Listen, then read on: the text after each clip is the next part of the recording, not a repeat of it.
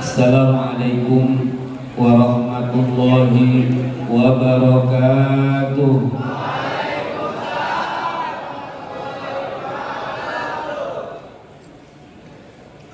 Bismillahirrahmanirrahim. Alhamdulillah alladzi an'ama 'alaina bi ni'matil iman wal islam wa kafa bihima min ni'mah. Assalatu wassalamu 'alan nabiyil huda war rahmah sayyidina wa nabiyyina wa maulana Muhammadin wa ala alihi wa ashabihi wa man tabi'ahum ila yaumil qiyamah.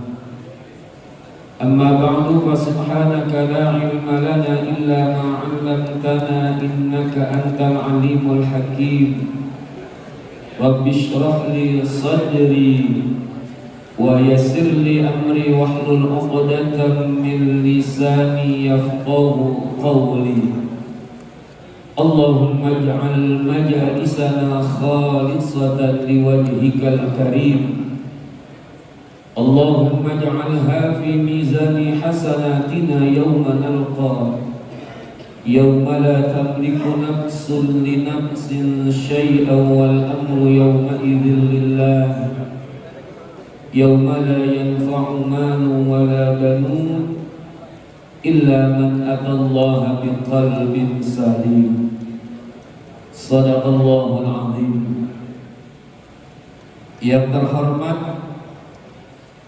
Bapak Kepala Lapas Narkotika kelas 2 Jakarta, Al-Mukarram wal Muhtaram Bapak Bayu Irsahara beserta seluruh jajaran. Yang saya hormati para pejabat struktural Lapas Narkotika Jakarta beserta seluruh petugas. Yang kami hormati Ketua Pokjalu DKI Jakarta, Al-Mukarram wal Muhtaram Sahibul Fadilah Al-Ustadz Bapak Haji Uspendi SAG beserta seluruh jajarannya. Yang kami hormati para asatidzah, para Dewan Guru Pondok Pesantren Darus Syifa Lapas Narkotika Jakarta. Mohon maaf kalau tidak seluruhnya saya sebut nama beliau satu persatu. Yang kami hormati Ketua RW 014 Kelurahan Cipinang Besar Utara, Kecamatan Jatinegara, Jakarta Timur. Mohon maaf Bapak RW gak ada namanya di sini, jadi saya tidak sebut. Yang saya sayangi anak-anak yatim yang barusan sudah mendapatkan santunan, sepertinya mereka semua sudah pulang. Alhamdulillah hari ini Aras berbahagia karena anak-anak yatim bergembira. Kawan-kawan saya, seluruh warga binaan Lapas Narkotika kelas 2 Jakarta, yang seluruhnya mudah-mudahan dimuliakan oleh Allah Subhanahu wa ta'ala. Para kiai, para ajengan, asatidzah, hadirin dan jamaah, yang mudah-mudahan hari ini kita selanjutnya dimuliakan oleh Allah Subhanahu wa ta'ala. Ikan sepat, ikan gabus dibawa dari kampung rambutan. Ceramah hari ini lebih cepat, lebih bagus karena saya lihat kaki udah banyak yang kesemutan. Yang kesemutan boleh ganti posisi duduk iftirosh tahiyat awal. Kalau belum kelar juga duduk tawarruk tahiyat akhir. Belum selesai juga selonjoran. Kalau udah selonjoran belum juga kelar, mundur dan nyari senderan. Ada juga yang kecil pulang. Jamaah yang mulia, sebelum saya menyampaikan kurang lebih 20 menit setengah tausiah agama, Saya mau kasih pantun dulu buat kepala lapas. Beli kapas di pasar pagi. Mantap. Abang Siduk bawa ke Mekah. Hari ini kepala lapas sedang berbagi. Cakep itu pembilang. Mudah-mudahan hidupnya makin berkah. Empok berkah jualan minyak, belanjanya di pasar keranji. Hidupnya berkah, mudah-mudahan duitnya tambah banyak. Tahun depan pada bisa pergi haji. Mau pergi haji? 17 orang yang mau. Mau pergi haji? Mau cepat apa mau lama? Mau cepat.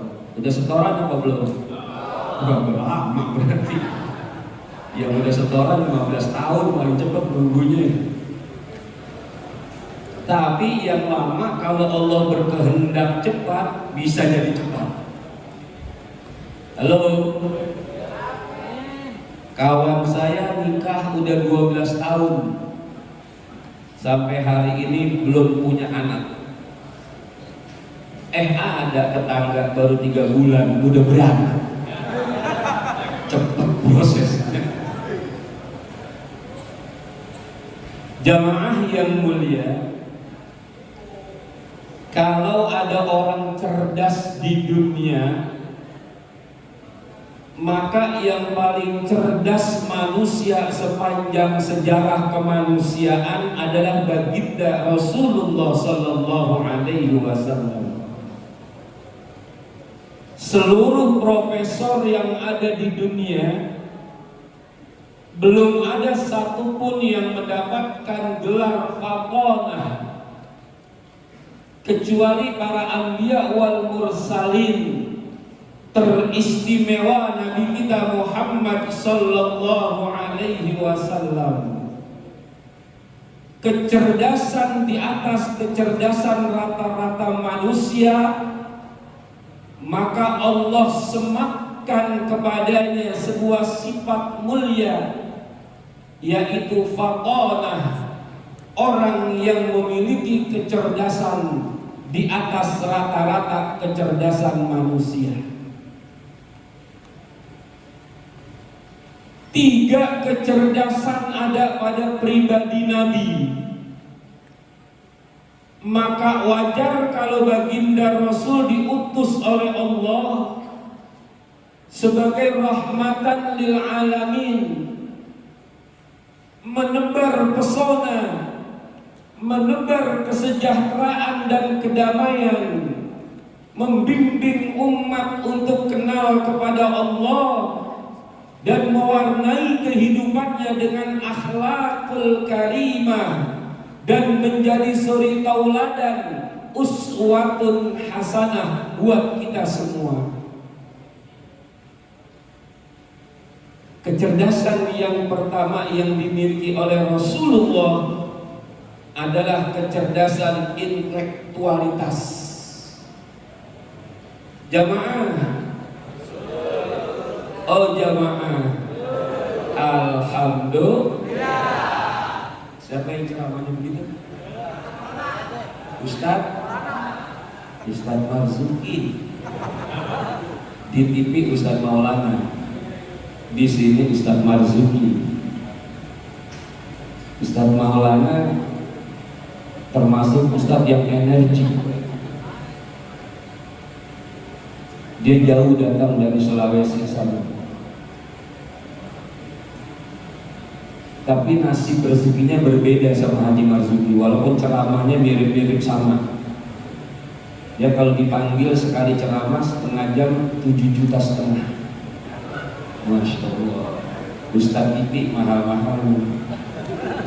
Saya lihat 6 juta. Mama Dede 5 juta. Ustadz Marzuki yang undang Ustadz Soleh, temennya Ustadz Manap. Jadi gak usah pakai di amplop tuh, ambil aja dari kotak. pimpinan. Ini Pak Ustaz hitung sendiri.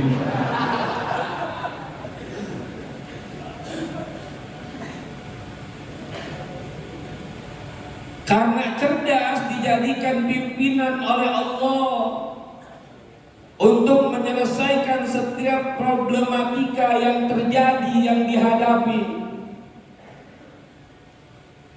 Maka Rasulullah hadir sebagai problem solving. Setiap ada kejadian, Rasul tampil piawai. Suatu hari nyaris terjadi tawuran massal antara satu kabilah dengan kabilah yang lain, yang merasa lebih dominan, yang merasa lebih berhak, yang merasa lebih dari yang lain untuk meletakkan Hajarul Aswad di tempat yang semestinya terletak. Maka Rasulullah tampil memberikan solusi. Digelar sorbannya, diletakkan Hajarul Aswad. Masing-masing pimpinan dari setiap organisasi dan kabilah membawa itu bersama-sama sampai di tempat yang mestinya ditaruh. Maka Rasul yang meletakkan. Maka selesai permasalahan. Itulah baginda Rasulullah SAW menyelesaikan masalah tanpa masalah. Masya Allah. Itu kita pernah lihat spanduknya gede, menyelesaikan masalah tanpa masalah. Di mana adanya? Di Pegadaian. Tapi ternyata teman saya menggadaikan kalung istrinya pulang bermasalah.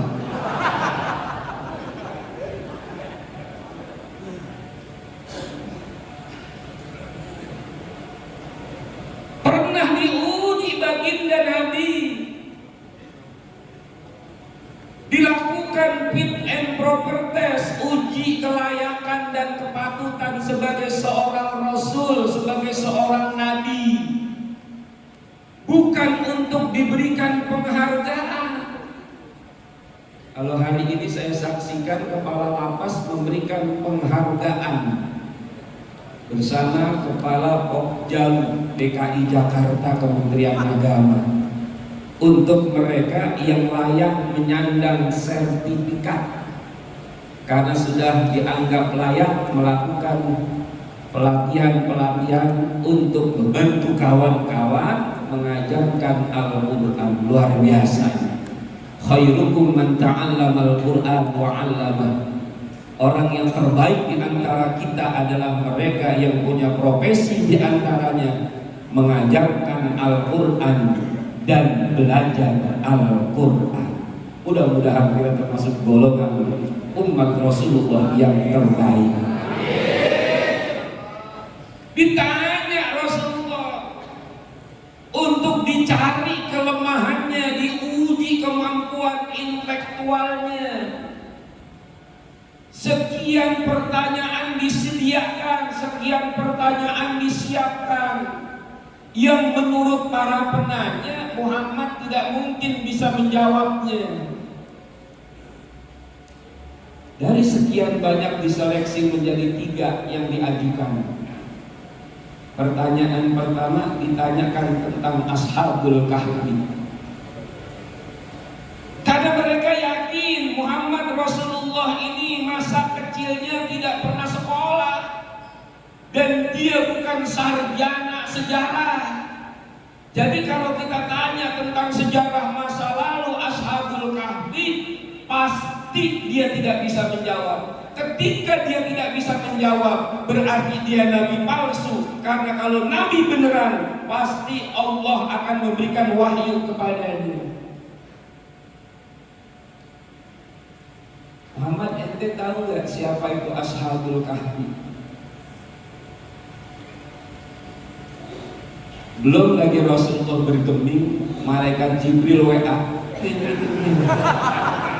Muhammad jawabannya, nahnu naqussu 'alaika naba'ahum bil haqqi innahum fityatun amanu bi rabbihim wa zidnahum huda wa rabatna 'ala قلوبهم إذ قاموا فقالوا ربنا رب السماوات والأرض لن ندعو من دونه إلها لقد قلنا إذا شططا.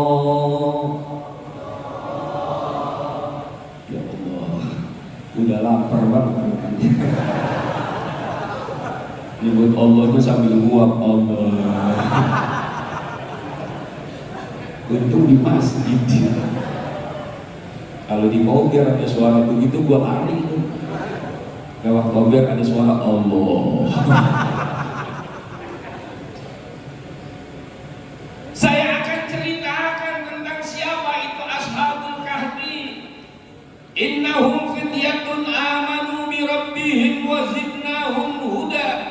Mereka adalah para pemuda beriman yang dengan mempertahankan keimanannya berbeda dengan kebijakan pemerintahnya.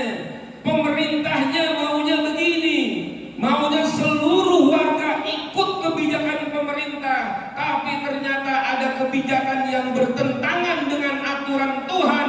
Maka Ashabul Kahfi tetap berprinsip kepada iman kepada Allah, tidak mau ikut kepada penguasa, yang akhirnya Ashabul Kahfi, para pemuda ini diintimidasi, diprovokasi, bahkan diusir dari negaranya, eksodus ke negara orang lain, diselamatkan oleh Allah dengan cara Allah menyelamatkannya, dimasukkan ke dalam gua, tidur selama 309 hari lamanya. Halo? 309 tahun tidur terpanjang yang dialami oleh manusia, yaitu dilakukan oleh Ashabul Kahfi.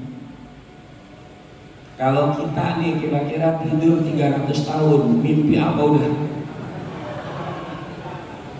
Ya Pak Ustadz, jangan 300 tahun. Semalaman saya tidur udah 7 kali mimpi Pak Ustadz. Mimpi pertama diuber-uber genderuwo. Mimpi kedua dikejar-kejar babi hutan. Kagak ada yang enak saya mimpinya Pak Ustadz. Apalagi 309 tahun. Ini cerita dongeng kali. Ini cerita legenda kali. Kalau ini cerita dongeng, kalau ini cerita legenda, boleh kita percaya, boleh tidak. Tapi ini wahyu Allah yang Allah wahyukan kepada Rasulullah dan tercatat dalam surat Kahfi, yang jangankan kita tidak percaya, ragu aja atas kebenaran ini ayat, maka menjadi kafirlah kita terhadap apa yang telah diturunkan kepada Nabi Muhammad Sallallahu Alaihi Wasallam. Jamaah, pada bengong aja bang. Saya ceramah kalau lapar memang begini, ada suara orang marah.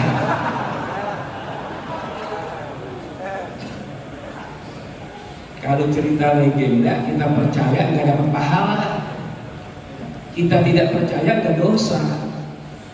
Apa Pak Ustadz cerita legenda? Si kancil anak nakal, itu cerita legenda. Ente percaya kagak dapat pahala kancil nakal, ente gak percaya nggak dosa. Lagian cuma kancil mencuri ketimun, dari saya kecil sampai kini hari masih dibully. Kan kancil kesalahannya cuma nyolong timun. Emang timun berapa duit? Di kampung saya sampai sekarang timun sekantong plastik cuma goceng, isinya 6. Berarti kan kalau satu cuma 1000. Dibully dari dulu apa gini hari nggak kelar. Si kancil anak nakal suka mencuri ketimun, ayo lekas dihukum, jangan diberi ampun. Cuma orang nyolong timun doang, dibully, dihukum, jangan dikasih ampun. Padahal yang nyolong kebun ketimun lebih banyak daripada kancil. Sampai gini hari kagak dibully. Cerita legenda, bukan cerita beneran. Kalau cerita beneran saya kagak tahu, emang ada orang nyolong kebun timun. Di kampung saya nggak ada. karena kebun ketimuran jadi kontrakan semua. Cukup punya kecerdasan intelektual tidak. Manusia dianggap al-insanul kamil, manusia makhluk sempurna kalau dia memiliki 3 kecerdasan. Yang pertama intelektualitas, kecerdasan intelektualitas, kecerdasan IQ, kecerdasan akal itu sangat bergantung kepada 3 faktor. Yang pertama faktor genetik, babanya pinter, nyaknya cerdas, maka orang lahir langsung pinter. Yang lain pakai diazanin, dia azan sendiri, nyari mana di goma azan sendiri. Itu namanya orang cerdas, karena gamenya game cerdas.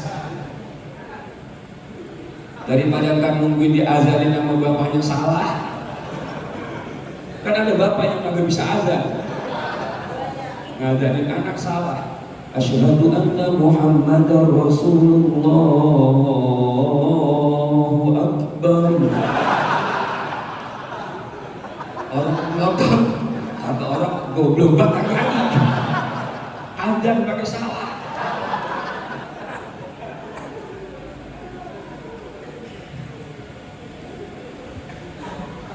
Yang kedua faktor makanan.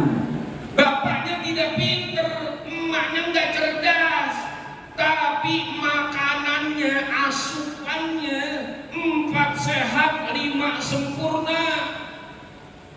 Maka digaji besok akan tumbuh dewasa menjadi orang yang punya kecerdasan intelektual.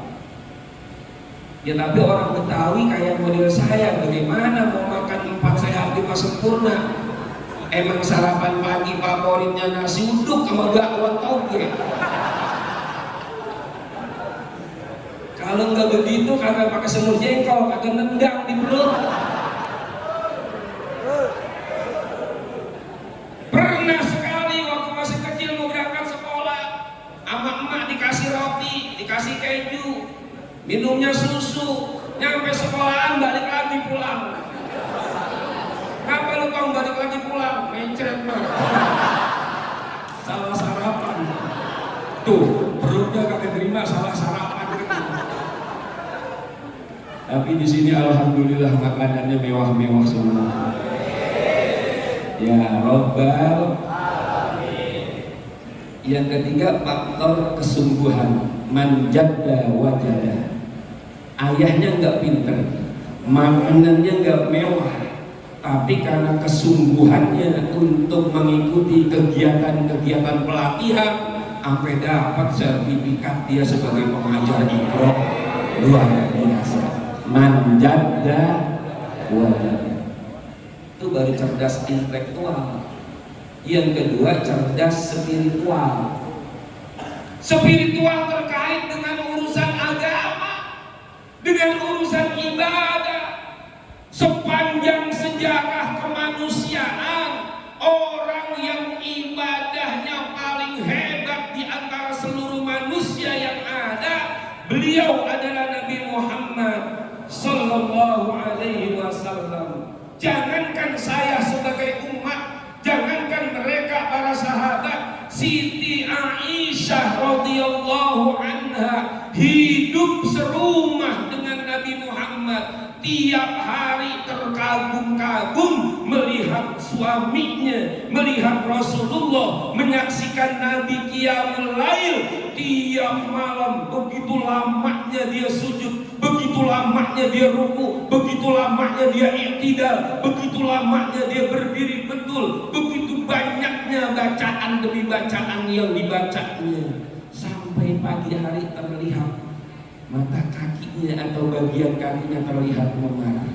Maka Siti Aisyah bertanya, lima tasna'u hadza ya Rasulullah, kenapa engkau masih ibadah seserius ini wahai Rasulullah? Wa qad ghafarallahu laka ma taqaddama min dzambika wa ma ta'akhkhar.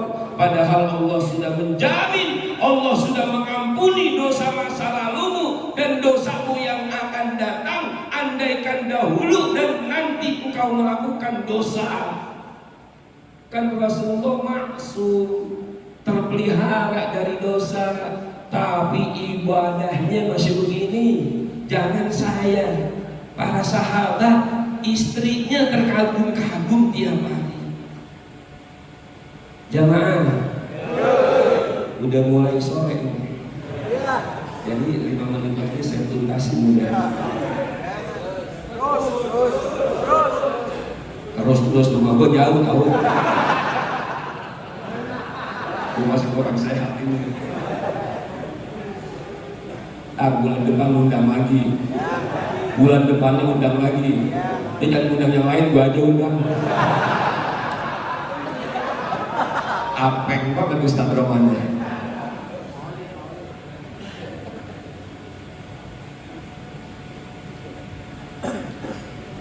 Saya nih baca sejarah Nabi, ada sahabat yang junior baru pada jadi mu'alaf, nanya sama yang senior, kalau berjamaah sama Rasulullah gimana sih? Kata yang senior, enak. Kalau sholat diimami sama Rasulullah ringan. Ringan menurut saya Pak, bacaannya Fatihah diwasol satu napas. Bismillahirrahmanirrahim. Alhamdulillahirabbil alamin arrahmanir rahim maliki yaumiddin iyyaka na'budu wa iyyaka nasta'in ihdinas siratal mustaqim siratal ladzina an'amta 'alaihim ghairil maghdubi 'alaihim waladdallin. Amin. Ringan tuh. Bayang kalau begitu. Bismillahirrahmanirrahim. Inna a'tainakal kautsar fasholli li rabbika wanhar inna syani'aka huwal abtar. Rakaat pertama Al-Kautsar, rakaat kedua Qul huwallahu ahad. Itu ringan sembahyang. Tapi ternyata Syekh Ibnu Hajar Al-Asqalani dalam kitab Bulughul Maram Babu Sifati Sholati Rasulillah sallallahu alaihi wasallam, ada satu bab menceritakan tentang sifat-sifat sholatnya Rasulullah. Diceritakan oleh para sahabat bahwa Nabi kalau sholat subuh tidak pernah kurang membaca ayat setelah Fatihah antara 60 sampai 100, baina sittin ilal mi'ati, antara 60 ayat sampai 100 ayat. Kalau sholat subuh Nabi begitu bacanya. Tapi kata sahabat, berjamaah sama Nabi enak, ringan. 100 ayat yang dibaca bilangnya ringan. Masya Allah. Yasin berapa ayat Yasin? 83 ayat. Coba entar subuh di sini baca Yasin sampai tuntas. Kalau saya sih husnuzon, pasti jamaah ngikutin semua. Cuman kalau di kampung saya husnuzon juga, pasti ditinggalin sama jamaah. Kata jamaah sebayang Ustaz sendiri sih. Udah tahu gue mau kerja, Yasin dia baca. Jangan sembahyang subuh yang tiap hari langganan. Sholat taraweh kan setahun sekali. Pakai request jamaah. Gila imam ya Pak? Iya, kenapa? Ngebut ya? Siap. Iya Pak, jangan kayak imam yang kemarin tuh malam ketiga, suhe banget tuh imam. Lama banget Pak sembahyangnya, sampai hampir jam 10. Imam sembahyang suhe-suhein. Untung aja imamnya jauh, kagak denger. Kalau dekat dia nengok lu yang suhe. Sholat kagak khusyuk banget loh, pokoknya terburu-buru aja. Maka orang harus punya kecerdasan spiritual, harus ibadah. Wa ma khalaqtul jinna wal insa illa liya'budun. Tuhan menciptakan kita manusia bukan untuk main-main. Disuruh ibadah kepada Allah semampu yang kita bisa, minimal yang wajib-wajib kita laksanakan. Yang terakhir, kecerdasan emosional. Maka penutup ceramah saya ada satu hadis berbunyi begini: Al-imanu bid'un wa sab'una syu'batan. Iman itu memiliki 70 sekian cabang. Afdaluha wa a'laha, yang paling afdal, yang paling tinggi cabang iman itu la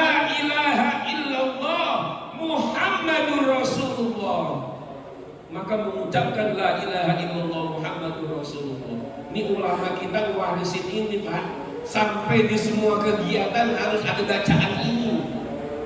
Makanya terawih di kampung saya itu pasti jamaah baca itu.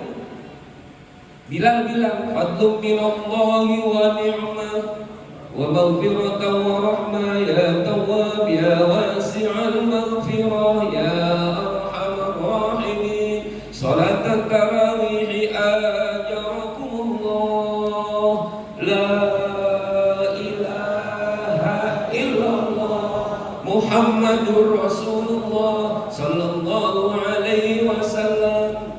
Tapi yang begini sekarang dibid'ah-bid'ahin di kampung saya. Kagak boleh. Ya silakan aja, kalau agak mau baca begitu juga nggak apa-apa. Saya sebagai imam tinggal bilang sama jamaah nengok ke belakang, jamaah sholat tarawih dua-dua. Kata jamaah, oke siap Ustaz. Allahu Akbar, jadi. Jamaah witir 3, oke. Allahu Akbar, jadi.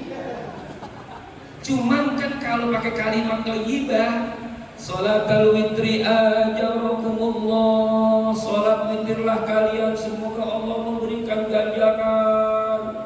Jamaahnya bilang la ilaha illallah Muhammadur Rasulullah sallallahu alaihi wasallam. Baru mau usolin mati dia. Man qala fi akhir hayatihi la ilaha illallah dakhala jannah. Masuk surga tuh orang karena matinya mau usolli habis ucap la ilaha illallah Muhammadur Rasulullah. Dibandingkan jamaah witir 3, oke, mati. Masih begini. Kalau kata saya mau mendingan la ilaha illallah Muhammadur Rasulullah daripada oke terus mati.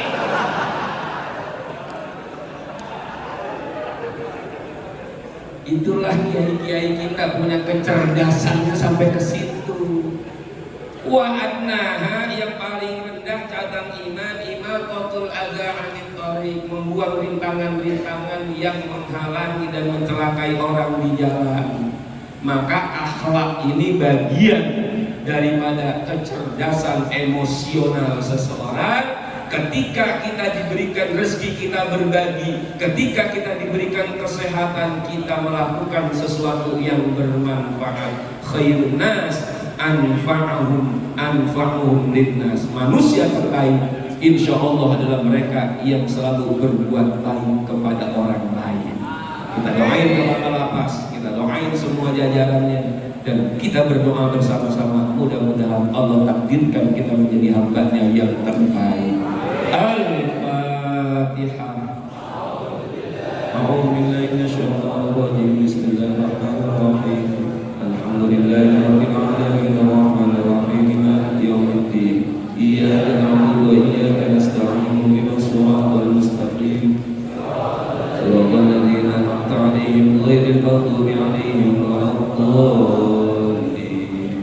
Amin. Maafin kurang lebihnya. Begini aja saya ceramahnya. Saya nggak bisa ceramah kayak orang-orang gitu. Mau santunan, kampanye. Saya kagak bisa kalau ceramah begitu. Ayo jemaah, karena nanti tanggal bulan tahun 2024 pemilihan presiden, maka kita pilih presiden yang terbaik. Dia tuh gubernur DKI kan hebat tuh ya, banyak prestasinya. Lah ceramah santunan jadi kampanye. Saya mah kagak bisa begitu ceramah. Saya ceramahnya begini aja ya.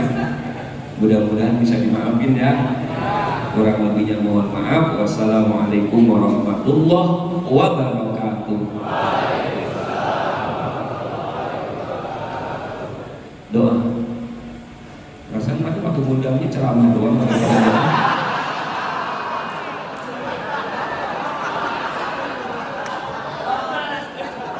Di kampung saya ceramah doa udah beda. Maksudnya kalau ceramah ngomong, kalau doa kita angkat tangan gitu ayo. Itu curiga itu. Saya kita angkat tangan kepada Allah Subhanahu wa taala, kita berdoa mudah-mudahan pertemuan kita diberkahi diberkahi oleh Allah Subhanahu wa taala. Bismillahirrahmanirrahim. Alhamdulillahirabbil alamin. Hamdan yuwafi ni'amahu wa yukafi'u mazidah. Ya Rabbana lakal hamdu wa lakal syukru kama yanbaghi li jalali wajhikal karim wa li 'azimi sultanik. Allahumma shalli wa sallim ala sayyidina Muhammad wa ala ali sayyidina Muhammad. Allahumma ya daimal fadli 'alal bariyah, ya basital yadaini bil 'atiyah, ya sahibal mawahib saniyah. Shalli wa sallim ala sayyidina Muhammadin khairil wara bisajiyah. واغفر لنا ولوالدينا يا ذا العلا في هذه العشية. اللهم اقسم لنا من خشيتك ما تحول به بيننا وبين معصيتك، ومن طاعتك ما تبلغنا به جنتك، ومن اليقين ما تهون به علينا مصائب الدنيا، ومتعنا يا الله بأسماعنا وأبصارنا وقوتنا ما أحييتنا، واجعله الوارث منا، واجعل ثأرنا على من ظلمنا، وانصرنا على من عادانا، ولا تجعل مصيبتنا في ديننا، ولا تجعل الدنيا أكبر همنا ولا مبلغ علمنا، ولا تسلط يا الله، ولا تسلط يا الله بذنوبنا من لا يخافك ولا يرحمنا. اللهم اجعل جمعنا هذا جمعا مرحوما، وتفرقنا من بعده تفرقا معصوما. اللهم اغفر لنا ذنوبنا ولوالدينا وارحمهم كما ربونا صغارا، ولجميع المسلمين والمسلمات المؤمنين والمؤمنات الأحياء منهم والأموات. اللهم لك الحمد وإليك المشتكى، وأنت المستعان، ولا حول ولا قوة إلا بالله العلي العظيم. اللهم ارزقنا رزقا حلالا طيبا واسعا كثيرا مباركا، وارزقنا السهالة والجمال، وارزقنا الصحة والعافية، وارزقنا البركة، وارزقنا أولادا صالحين وبنات صالحات برحمتك يا أرحم الراحمين. ربنا آتنا في الدنيا حسنة وفي الآخرة حسنة وقنا عذاب النار. وصلى الله على سيدنا محمد وعلى آله وصحبه أجمعين، والحمد لله رب العالمين. تقبل الله، تقبل يا كريم، والسلام عليكم ورحمة الله وبركاته.